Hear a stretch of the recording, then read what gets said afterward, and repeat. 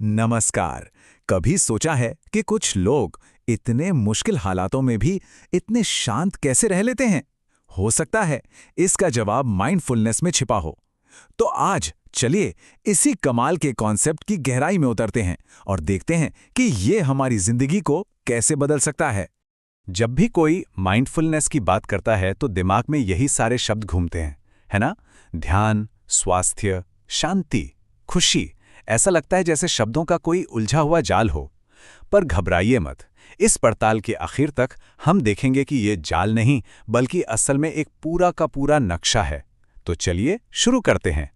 तो सबसे पहला और सबसे बड़ा सवाल, आखिर ये माइंडफुलनेस है क्या चीज़? चलिए इसकी परिभाषा से ही शुरुआत करते हैं। तो ये एक मेंटल स्टेट है। यहाँ 3 शब्द बहुत जरूरी हैं: जागरूकता, वर्तमान क्षण और स्वीकृति। मतलब जो भी हो रहा है उसे बस वैसे ही देखना जैसे वो है, बिना उसे अच्छा या बुरा का लेबल दिए। और सबसे मजेदार बात पता है क्या है? ये सारे शब्द जागरूकता, मन, स्वीकृति, ये सब हमारे उस पहले वाले वर्ड क्लाउड में ही छिपे थे। मतलब सुराग तो शुरू से ही मिल रहे थे। देखा जाए तो इसका बेसिक आइडिया बहुत ही सिंपल है ना?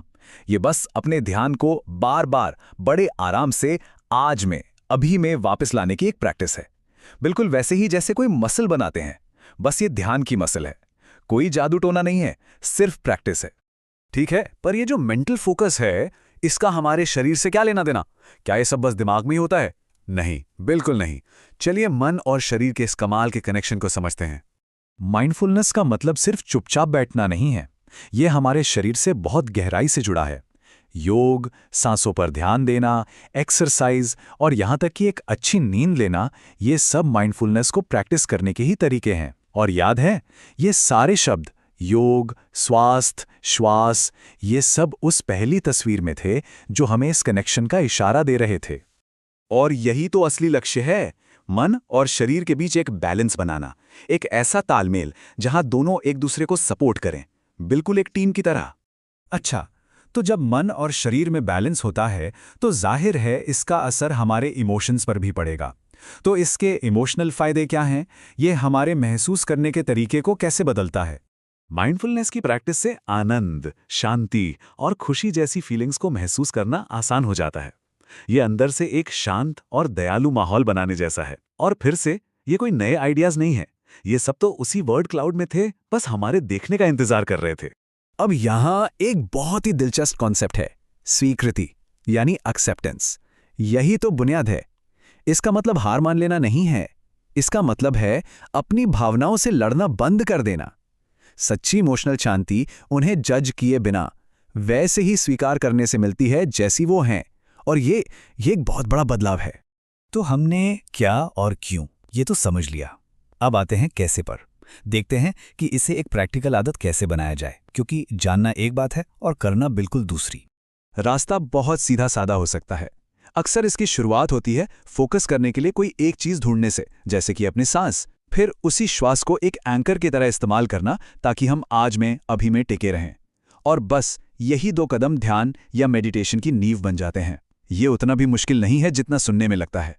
तो सबसे जरूरी बात यह है, माइंडफुलनेस का मतलब दिमाग को एकदम खाली कर देना नहीं है।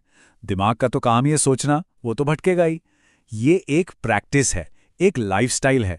ये बस हर बार ध्यान भटकने पर उसे प्यार से वापस लाने के बारे में है, बिना खुद को कोसे। चलिए अब इन सारे हिस्सों को एक साथ जोड़ते हैं और देखते हैं कि ये सब मिलकर एक पूरी जीवन शैली कैसे बनाते हैं। ये एक पजल की तरह है और अब हमारे पास इसके सारे टुकड़े हैं। ये टेबल बहुत अच्छे से दिखाता है कि सब कुछ कैसे जुड़ा है। एक तरफ है मेंटल पिलर्स, जैसे जागरूकता और फोकस। फिर हैं फिजिकल पिलर्स, जैसे सेहत और योग।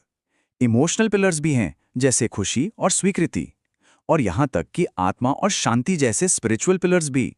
ये सब एक साथ काम करते हैं, एक दूसरे को सहारा देते हैं। तो अब जब हम अपनी उस पहली तस्वीर को वापस देखते हैं तो वो सिर्फ शब्दों का एक ढेर नहीं लगता, वो अब एक नक्शा नजर आता है। हर शब्द एक अच्छी जिंदगी के सफर का एक पड़ाव है, जो एक बैलेंस्ड लाइफ के लिए एक दूसरे से जुड़े हुए पूरे सिस्टम को दिखाता है। अब इसका मतलब समझ आ रहा है ना? तो ये पूरी चर्चा हमें एक सवाल के साथ छोड़ जाती है। इस दुनिया में जहां हर चीज हमारा ध्यान खींचने में लगी है, शायद अपने ध्यान को काबू में रखने की काबिलियत ही वो सबसे कीमती हुनर है जिसे हम सीख सकते हैं। सोचने वाली बात है ना?